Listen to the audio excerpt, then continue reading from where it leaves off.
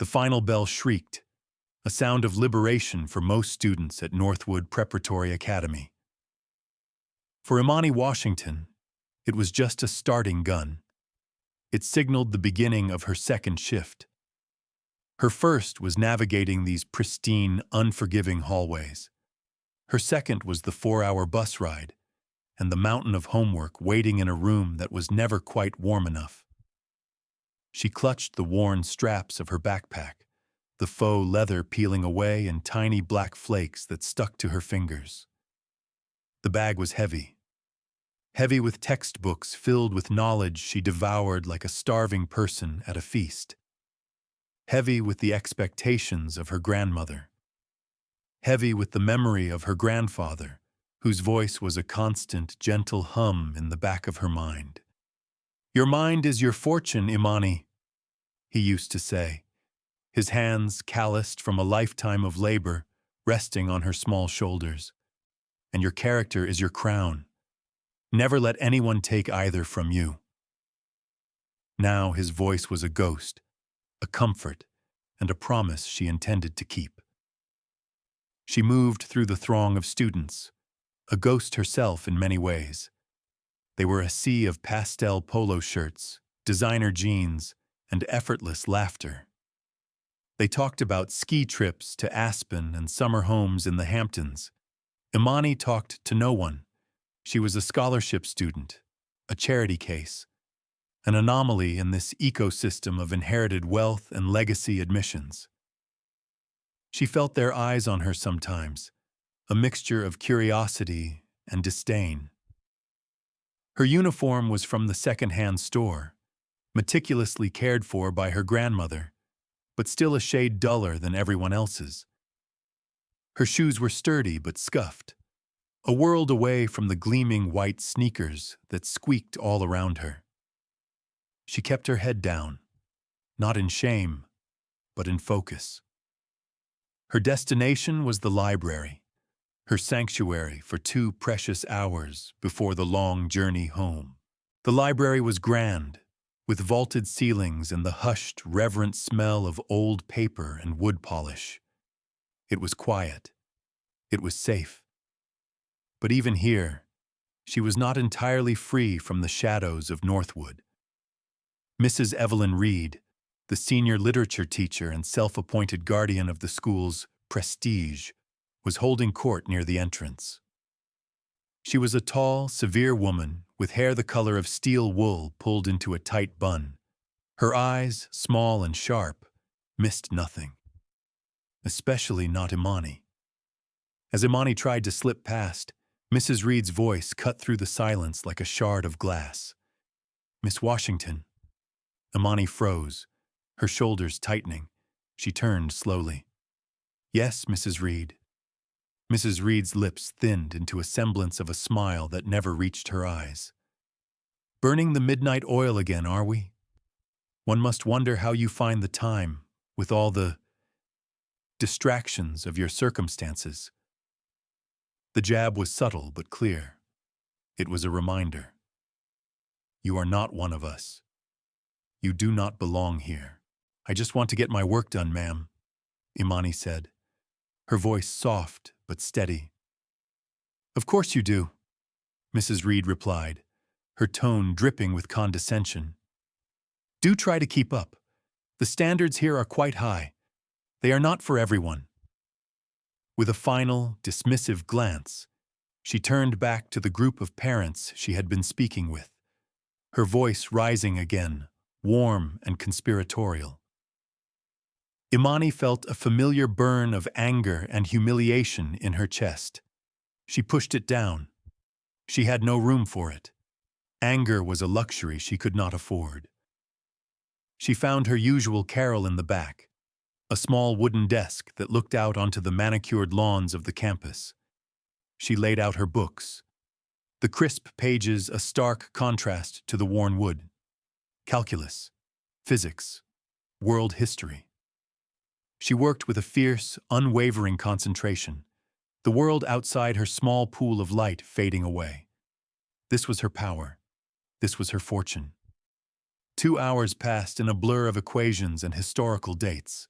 When the librarian announced the closing, Imani packed her bag and began the trek to the city bus stop, a mile from the school's ornate gates. The sun was setting, painting the sky in hues of orange and purple that were lost on her. Her mind was already on the next task. The bus ride was a jostling, noisy affair. She found a seat by the window and pulled out a worn paperback, her grandfather's copy of Invisible Man. She read until the city lights blurred and the landscape shifted from sprawling mansions to tightly packed apartment buildings.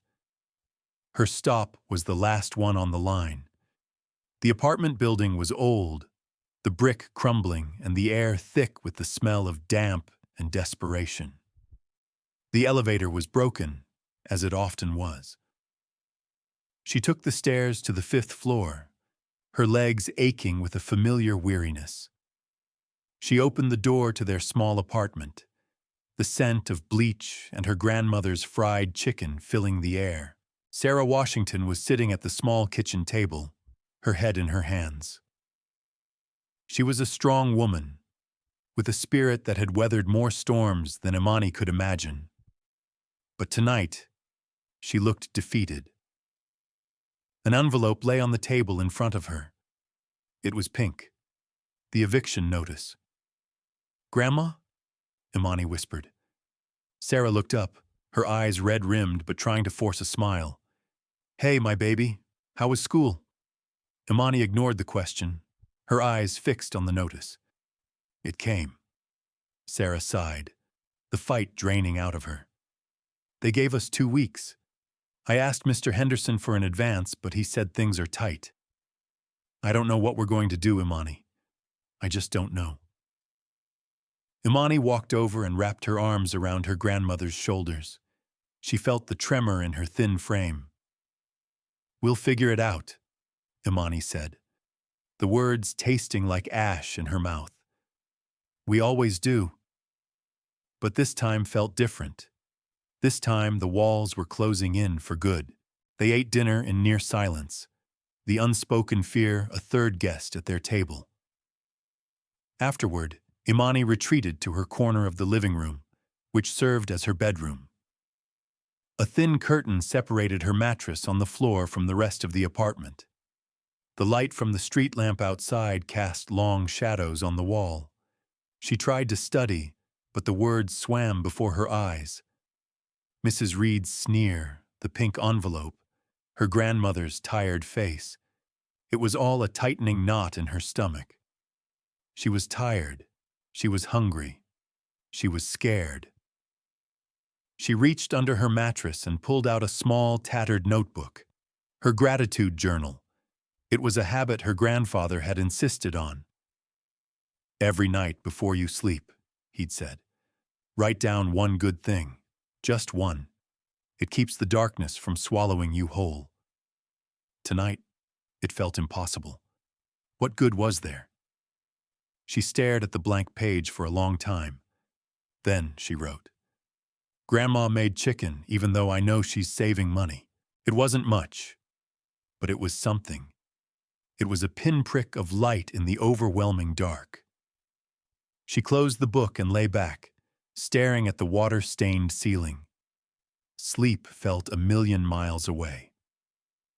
The next morning, the school was buzzing with an unusual energy. An assembly had been called.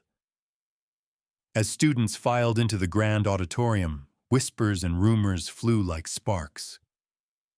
Imani took her seat in the back, trying to remain invisible. Headmaster Davies, a man whose spine seemed to be made of gelatin, stood at the podium, clearing his throat nervously. Beside him stood Mr. Alastair Finch. Even Imani, who paid little attention to the school's hierarchy, knew who he was. Mr. Finch was a legend, the reclusive billionaire who had founded Northwood 50 years ago on principles of academic rigor and excellence. He was ancient, well into his 90s, and rarely seen. His presence on stage was like a solar eclipse, unsettling and momentous. Students, Headmaster Davies began, his voice trembling slightly. We have a very special announcement.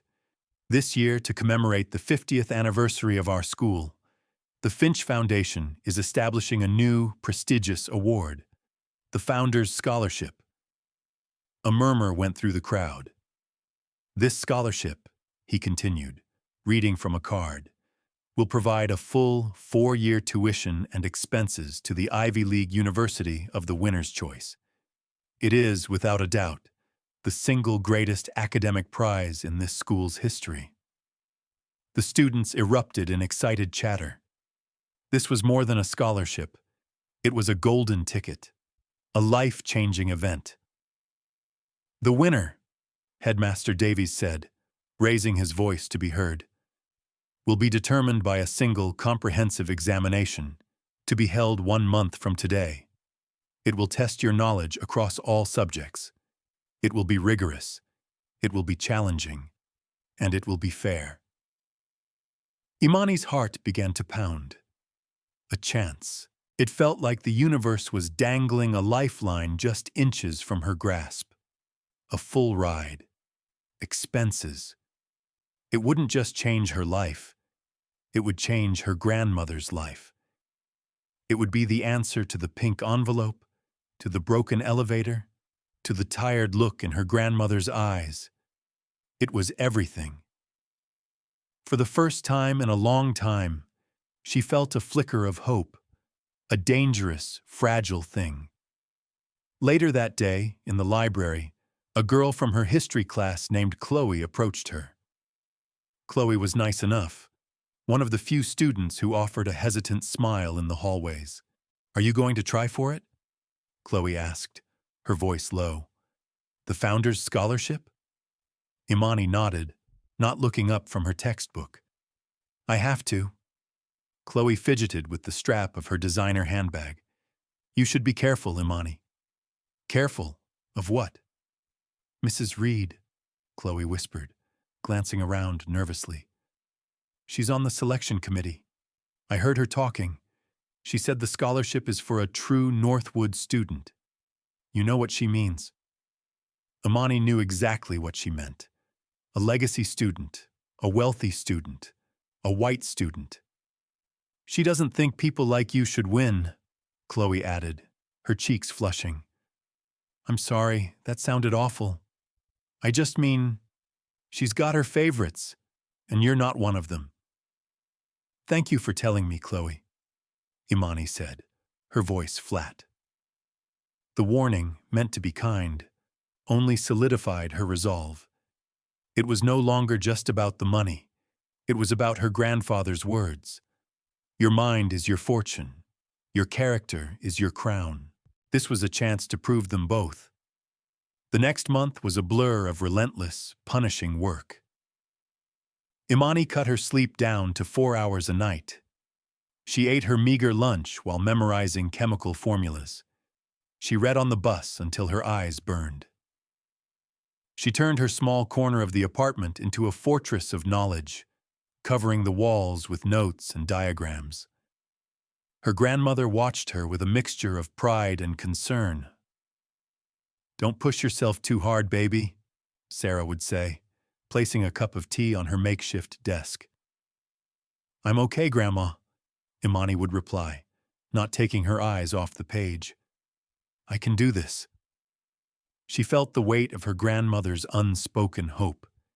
It was heavier than any textbook. In school, the atmosphere grew more tense as the exam date approached. Mrs. Reed seemed to single Imani out with renewed vigor.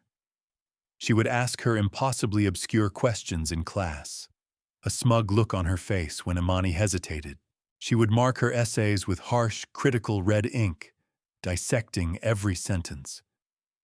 "Is this truly your own work, Miss Washington?" she asked one day, holding up Imani's paper in front of the class. "The vocabulary is surprisingly sophisticated." The implication was clear. You are not smart enough for this. You must be cheating. Each jab was a fresh wound, but Imani refused to bleed. She absorbed the insults, the suspicion, the condescension, and transmuted it into fuel. She would not just pass their test. She would conquer it. She would leave them no room for doubt. The day of the exam arrived. The air in the gymnasium where the test was being held was thick with tension. Rows upon rows of desks stretched out under the harsh fluorescent lights. Imani found her assigned seat. She took a deep breath, closed her eyes, and pictured her grandfather's smiling face. "You got this, little star." The proctor started the clock. Imani opened the test booklet. For the next 3 hours, the world ceased to exist. There was only the test. The questions were difficult, designed to separate the brilliant from the merely smart. But Imani was prepared. She moved through the sections with a calm, methodical precision. The complex math problems unfolded with elegant simplicity. The historical essays flowed from her pen, rich with detail and analysis. The science questions were like conversations with an old friend. When the proctor called time, Imani was the last one to put her pen down. She had answered every single question. She leaned back in her chair, a profound sense of exhaustion and peace washing over her. She had done it. She had given it everything she had. The results were to be announced a week later at another all-school assembly. The week was agonizing. Imani could barely eat or sleep. She went through the motions of her days in a fog of anxiety. Every time she saw Mrs. Reed in the hallway, the teacher would give her a look of pure, unadulterated loathing. It was a look that said, "I will not let you win." Finally, the day came. The entire school was gathered in the auditorium again. The air crackled with anticipation. Headmaster Davies stood at the podium, a sealed envelope in his trembling hand. Mr. Finch was not present this time. "This exam," the headmaster began, "was the most difficult in Northwood's history. The results were extraordinary, a testament to the quality of our students." He paused for dramatic effect. "We had many high scores, but one student achieved a score that can only be described as perfect, a feat never before accomplished." A collective gasp went through the audience. Perfect. Imani's heart hammered against her ribs. Could it be? "The winner of the inaugural Founders Scholarship," Headmaster Davies announced, his voice booming, "is Imani Washington." For a moment, there was stunned silence. Then, a smattering of polite, confused applause broke out. Imani felt a dizzying wave of relief and joy. Tears welled in her eyes. She had done it. She had actually done it. She looked for Chloe in the crowd, who gave her a thumbs up and a wide, genuine smile. But as she started to stand, another voice cut through the auditorium. "Stop!" The voice was sharp, imperious, and filled with venom. It was Mrs. Reed. She was marching down the aisle toward the stage, her face a mask of righteous fury. "This is a travesty!" she shouted, her voice echoing in the suddenly silent hall. "A complete and utter fraud!" Headmaster Davies looked flustered. "Evelyn, what is the meaning of this?" Mrs. Reed reached the stage and snatched the microphone from his hand. She turned to face the student body, her eyes blazing. And then she pointed a long, bony finger directly at Imani.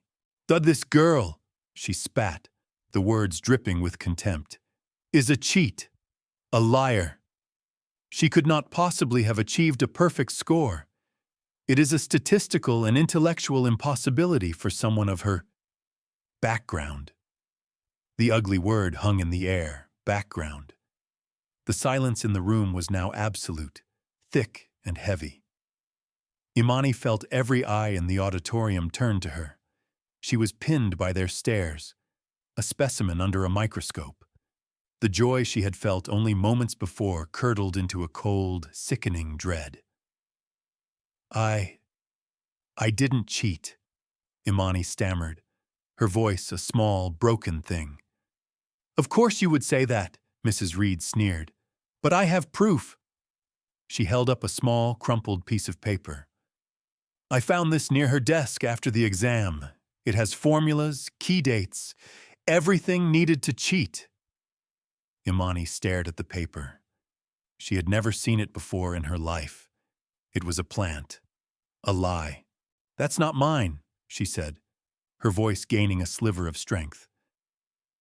I didn't cheat. Headmaster, Mrs. Reed said, turning to the weak-willed man beside her. The school's honor code is clear. The penalty for cheating is immediate expulsion. I demand you enforce it. Remove her from this school. Now. Headmaster Davies wrung his hands, his face pale and sweaty. He looked from Mrs. Reed's furious face to Imani's tear-streaked one. He was a man who always chose the path of least resistance, and Mrs. Reed was a formidable force. Imani, he said, his voice barely a whisper. Given the evidence and the gravity of the accusation, I have no choice. Your scholarship is revoked, and you are hereby expelled from Northwood Preparatory Academy. The words hit Imani like a physical blow. Expelled. It was over. Everything she had worked for, everything she had sacrificed, was gone, destroyed by a lie. A wave of jeers and whispers rippled through the student section. The wealthy kids who had always resented her now looked at her with smug satisfaction. Their worldview was confirmed. The scholarship girl was a fraud after all. 2 security guards began to walk toward her. Imani stood frozen, humiliation washing over her in hot, painful waves. Her grandfather's words echoed in her ears, a cruel mockery. Your character is your crown. Her crown was in the mud, stomped on for everyone to see. She was no one. She had nothing. But as the guards reached her aisle, the large double doors at the back of the auditorium burst open. Silence fell once more. Framed in the doorway stood Mr. Alistair Finch. He was not alone. Beside him was a sharp, impeccably dressed black woman carrying a leather briefcase. Behind them were several men in dark suits. They moved down the aisle with a quiet, undeniable authority that made the school security guards shrink back. Mr. Finch's ancient eyes, clear and piercing, scanned the scene on the stage. They landed on Mrs. Reed, who still clutched the microphone in triumph. They moved to the terrified headmaster. Finally, they settled on Imani, and his expression softened with a look of profound, heart-wrenching sorrow. What is going on here? Mr. Finch's voice was frail with age, but it commanded the attention of every person in the room. Headmaster Davies scurried to the edge of the stage. Mr. Finch, we were just handling a disciplinary matter. A student was caught cheating. Cheating? The woman beside Mr. Finch said, her voice cool and sharp as steel. That's a very serious accusation. She stepped forward. My name is Diana Hayes. I am legal counsel for Mr. Finch and the Finch Foundation.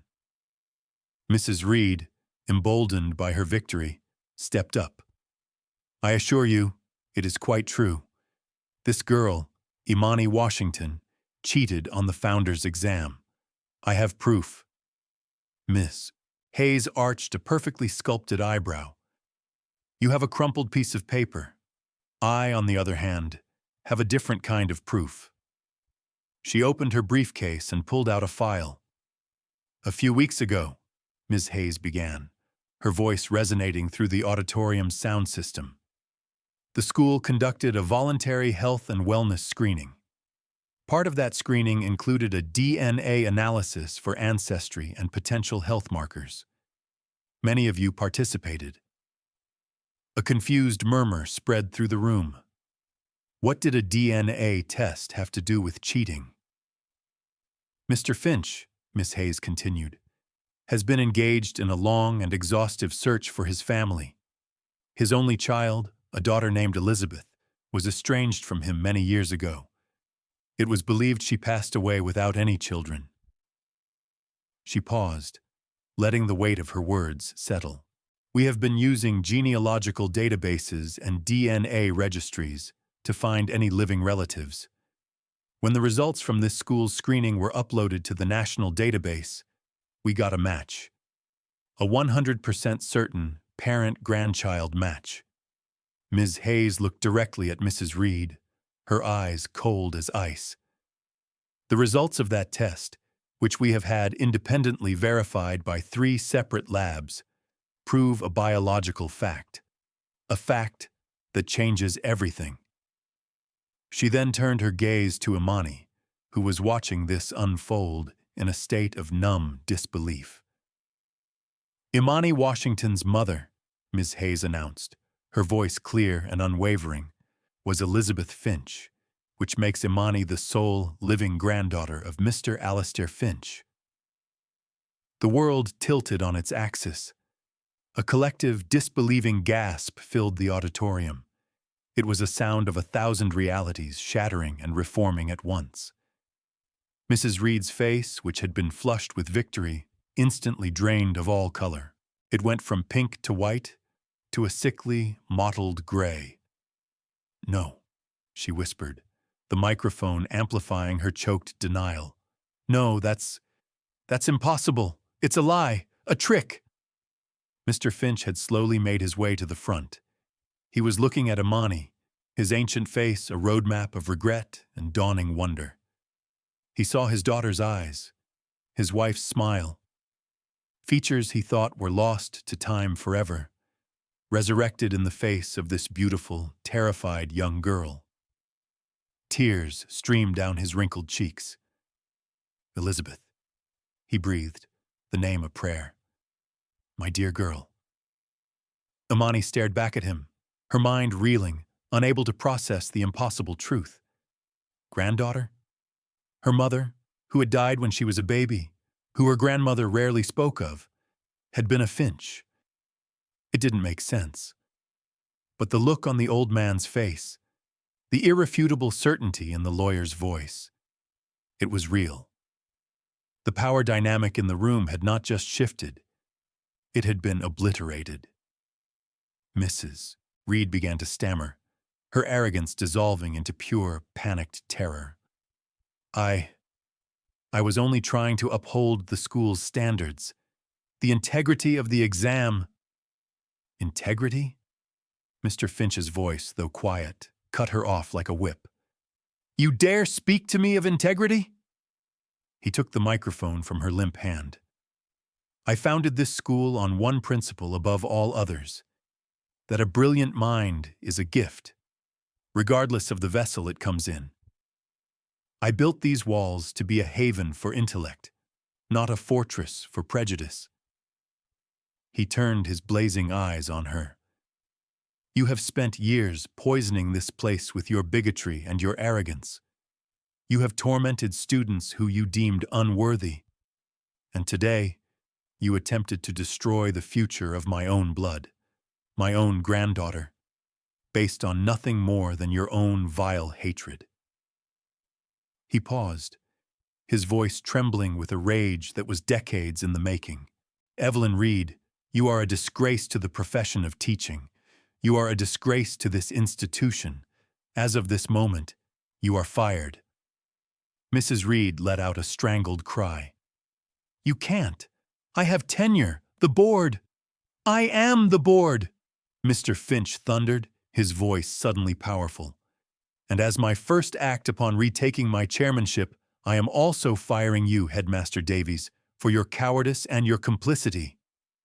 The headmaster looked as if he was about to faint.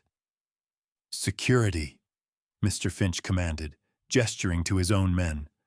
"Escort these 2 individuals off my property, immediately." The suited men moved forward. Mrs. Reed began to sob, a pathetic, wailing sound. "Please, my pension, My career! Please, don't do this! She was ignored.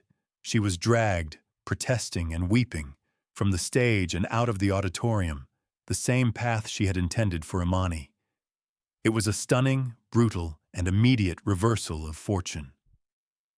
The room was silent, watching the downfall of a tyrant. Mr. Finch then turned back to the microphone, his gaze sweeping over the students. "Let this be a lesson to all of you," he said, his voice softening slightly. "A lesson that character is not determined by wealth, that brilliance is not determined by pedigree, and that prejudice is a poison that will ultimately destroy the person who wields it." He then turned to Imani, who was still standing by her seat, wrapped in a cocoon of shock. He walked over to her, his steps slow and deliberate.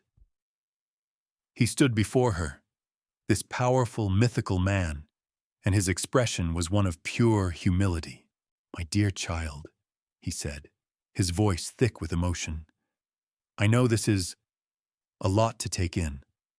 There is so much I have to tell you, so much I have to atone for. I failed your mother. I will not fail you." He then addressed the entire school once more. The founder's scholarship, of course, belongs to Imani Washington. Her perfect score was a testament to her genius and her hard work. But that is now a formality. He looked back at Imani, a gentle smile gracing his lips.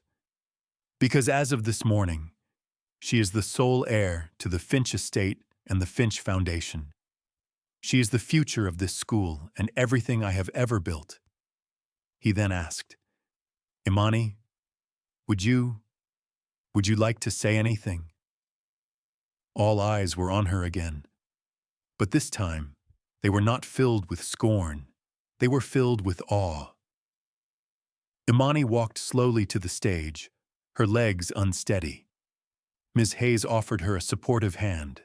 She stood at the podium, looking out at the sea of faces that had, only minutes ago, condemned her. She was no longer a charity case. She was the most powerful person in the room. She took a deep breath.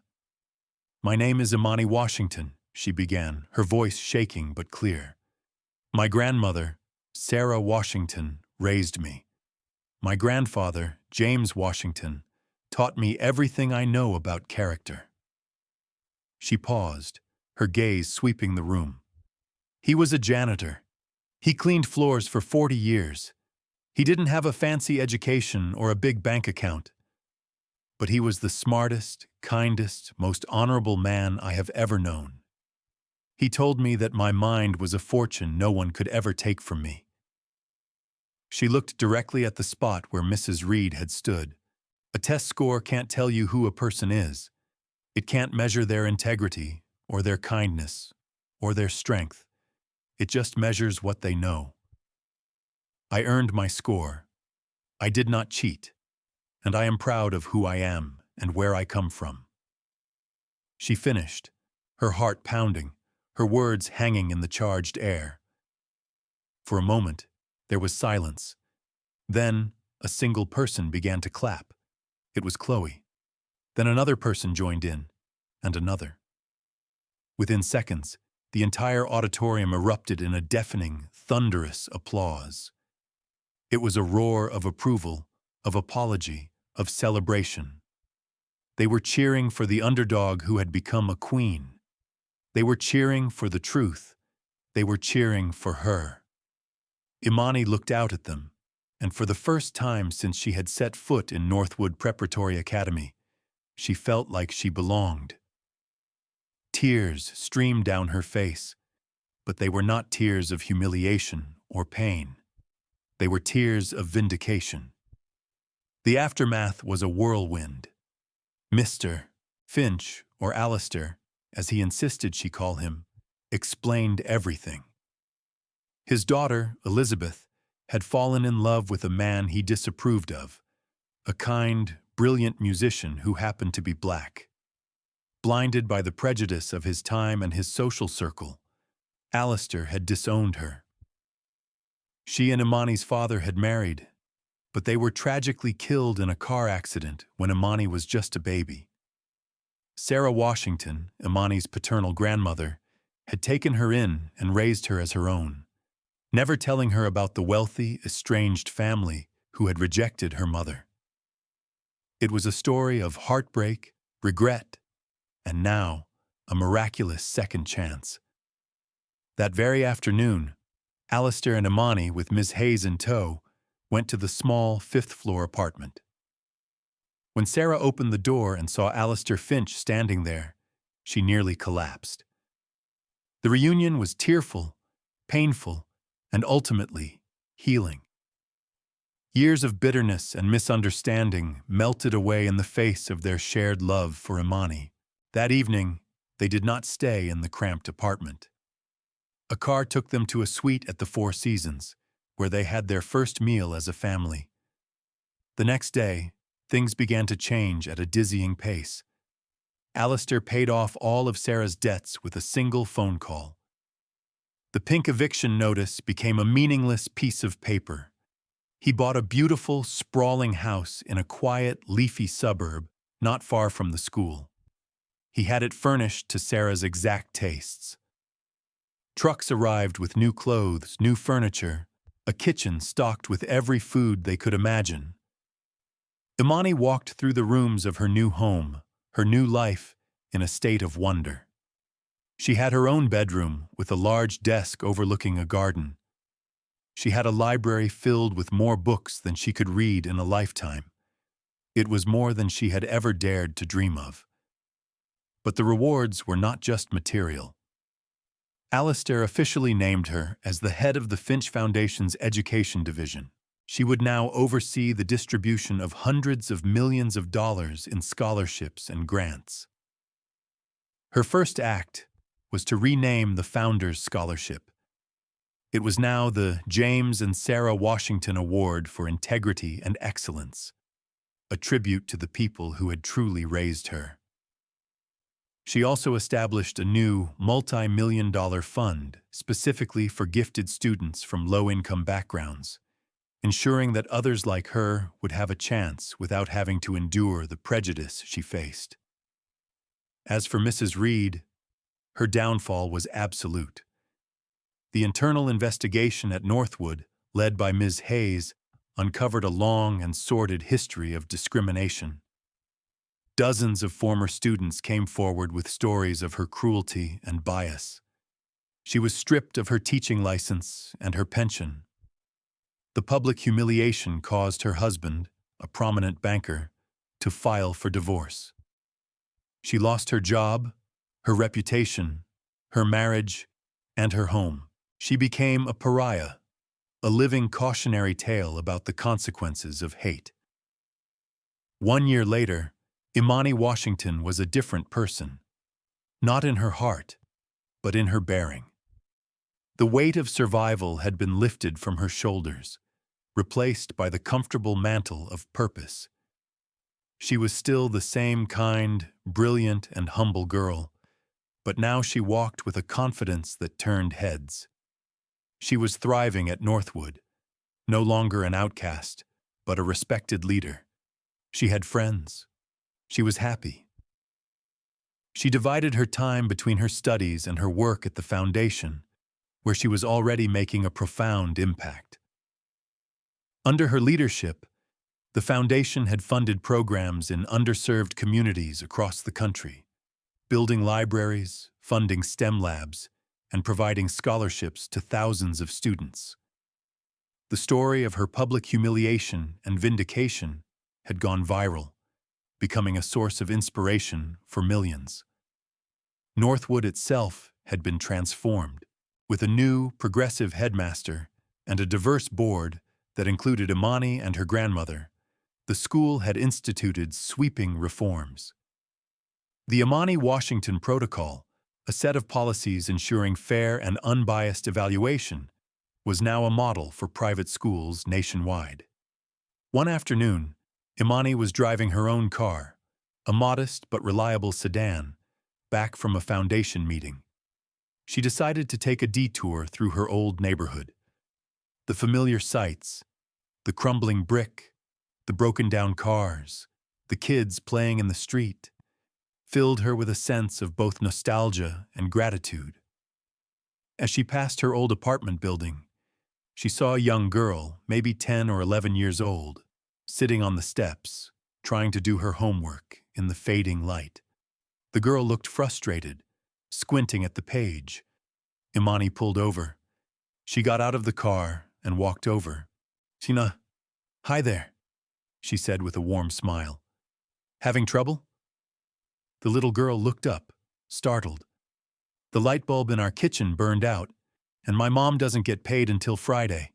It's too dark to see inside." Imani's heart ached with a familiar pang. She remembered studying by candlelight. She remembered the strain and the struggle. "What's your name?" Imani asked. "Maria." "Well, Maria, I'm Imani. What are you working on?" "Math," Maria said with a sigh. "Fractions. I hate them." Imani sat down on the step beside her. "I used to hate them too," she said. "But then I learned a little trick." For the next 20 minutes, Imani sat with Maria, patiently explaining fractions in a way that made sense. She saw the moment the confusion in the little girl's eyes cleared, replaced by the bright spark of understanding. "I get it," Maria exclaimed, a wide grin spreading across her face. "I knew you would," Imani said. "You're smart." As Maria finished her homework, Imani made a quiet phone call. She spoke in low tones, giving an address and a name. When she hung up, she turned back to Maria. "You keep working hard, okay?" Imani said. "Don't ever let anyone tell you that you can't do something." "I won't," Maria promised, her eyes shining with admiration for the kind stranger. Imani got back in her car and drove away, a deep sense of peace settling over her. The next day, an electrician arrived at Maria's apartment and replaced every light bulb, fixing the faulty wiring for free. A delivery truck brought a year's supply of groceries. An anonymous donation paid their rent for the next 12 months. And a letter arrived from the Finch Foundation, offering Maria a full scholarship to a prestigious summer STEM program. Maria and her mother never knew who their angel was, but Imani knew. She knew that her grandfather had been right all along. Her mind was her fortune. It had given her the power to change her world. Her character was her crown, and now she was using it to place crowns on the heads of others. Have you ever judged someone without knowing their story? Have you ever looked at a person and made an assumption based on their clothes, their address, or the color of their skin? Imani Washington's story is a powerful reminder that true worth lies not in our circumstances, but in our spirit. It teaches us that integrity is a superpower, that kindness is a currency that never loses its value, and that a single act of courage can ripple outward, changing the world in ways we can never imagine. Prejudice may build walls, but talent and character will always, eventually, tear them down. The world is full of Imanis. Look for them. Lift them up. Be their ally. Because the mind is a fortune, and character is a crown. And everyone deserves the chance to wear theirs with pride.